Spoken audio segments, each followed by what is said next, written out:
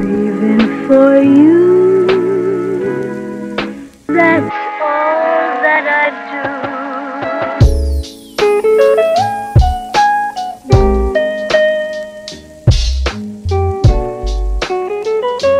So that video I just showed you has nothing at all to do with this video today, but I just wanted to show you that that's from level 10 at the Tate Modern here in London.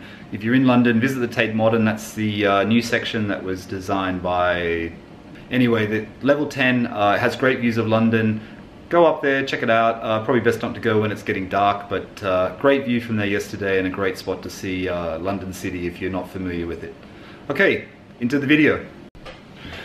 So for everyone with their new iPhone X that they've just purchased from Apple, I haven't got an iPhone X. I'm thinking of getting an iPhone 8 Plus. I'm not a big fan of the no bezel.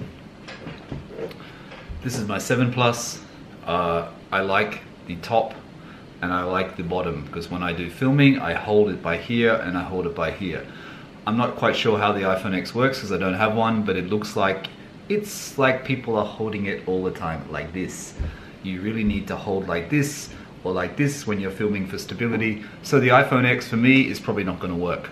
But bear in mind, iOS 11. iOS 11 has lots of settings. Lots of settings that a lot of people probably take.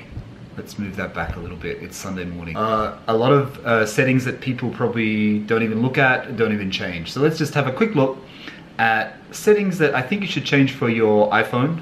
This is based on iOS 11. So settings you should change for your iPhone, security settings, privacy settings, that's about it. So let's get into it right now. The first one will stop Apple tracking your behavior and directing ads towards you. It's a very easy check and very easy to turn on or off. So let's have a look at that one now. Yeah, so like I said, this one will stop Apple tracking your behavior for advertising. So you need to go into settings, privacy, and then when you're in privacy, you go down to advertising. And then when you're in advertising, you want to turn on the limit ad tracking switch. And that will limit the ad tracking that Apple will do. It's a worthwhile one to change. It's very easy. It doesn't affect the operation of the iPhone whatsoever. The second one for privacy is the iPhone Analytics button. iPhone Analytics basically sends a lot of data to Apple once again. If you want to turn that off, it's very easy to do. Okay, so the second one is in settings as well.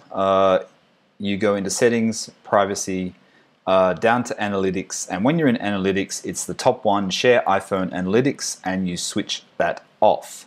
So this setting will share analytics to Apple based on the data you're using and how much you use your phone. It will also share your location data. So it helps to turn this one off. Basically the analytics is helping Apple improve their products. I mean, we do want to help Apple, we love Apple, but sometimes you don't want to be tracked, so this is an option that you might think about turning off. Also in system services, if you would prefer that Apple doesn't track your usage information data for product improvement, there's four switches which you can turn on or off. Very easy to find, very easy to turn off. I don't think they limit any functionality of the phone, so that's probably a worthwhile thing to look at for your data privacy. So let's take a look at those settings.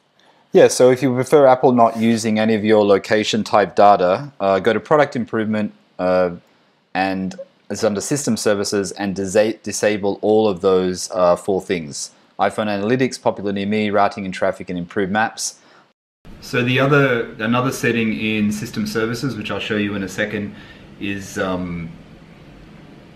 so yeah, another important one to disable, as I said, is under settings, privacy, location services. It's right at the bottom. It's system services. You go in there and you turned off location-based Apple ads. This will stop you getting the annoying ads from Apple, which is also tracking your location and tracking your usage and giving you ads to suit that usage. Another setting is not really to do with privacy, I guess, or security, but it's just one of those annoying things where Apple Store will come up with, when you go into the App Store and search, videos will autoplay. So you can switch autoplay off in the iTunes settings. It's very easy to do, so let's just take a look how to switch that off. If you go to settings, iTunes and App Store, And when you're in iTunes and App Store, you go to Video Autoplay and you have the option to turn this off. You can leave it on, or you can have it on Wi-Fi only. Also, if you're worried about your cellular data usage, if you're only on a small plan, this could save you some data usage, because obviously every time you play a video, it uses up more of your data. If you're on unlimited data, it makes no difference, but some of us are only on limited data, especially when we're traveling and you don't want videos to start playing. I didn't realize until recently that a lot of your information can be accessed from the lock screen. Now, the lock screen, you can go into the settings and you can choose what is accessed through the lock screen. There's quite a few things which we'll have a look in a second. The most important one is Siri. Siri from the lock screen, Siri can access a lot of your sensitive information. Apple has improved in iOS 11 so it doesn't access emails and other things like that, but it still will access sensitive information. So, you know, it might call the last person you just called, the recent calls, or it might show the last list of recent calls or things like that. You can turn that off. So Siri could be a major security flaw to your phone and allowing other people to see sensitive information which you would prefer them not to. So yeah, if you're worried about Siri being accessed from the lock screen and potentially if you lose your phone or someone gets a hold of your phone, being able to access sensitive information, you can go into Touch ID and passcode. When you're in Touch ID and passcode, you have allow access when locked, and you can choose which ones to leave on or off. You might want to think about turning off return missed calls, so people can't return missed calls from your lock screen. Possibly home control if you have some type of cameras attached to your account, or security systems. Wallet, I'm not sure how that affects functionality, so you might want to leave that on. The other thing is Siri. Siri allows users to get into your phone. Apple has tightened this up, as I said, but it's probably, you know, it could be a worthwhile one to turn off, depending on functionality, but it could make your phone a lot more secure.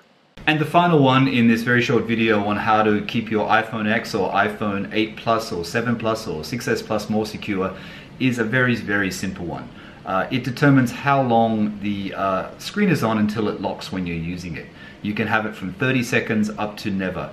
Please do not set it at never, because if you set it at never, your iPhone will never lock, ever, never. That's why it's never.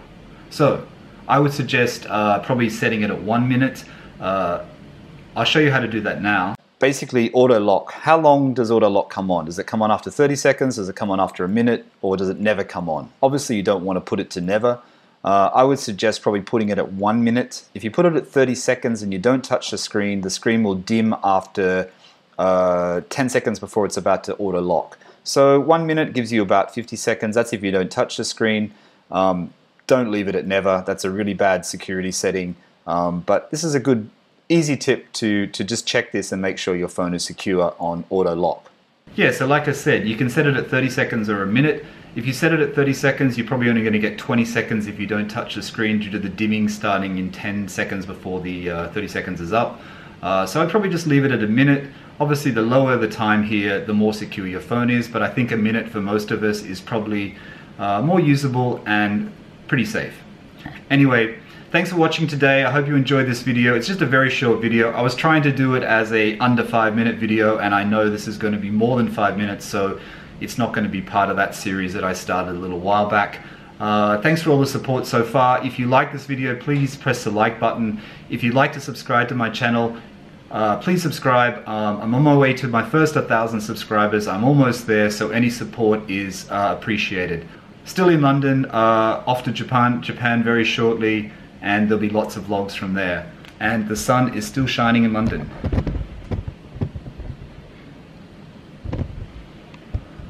It's crazy for a November, it's crazy. Bye for now, thanks for watching.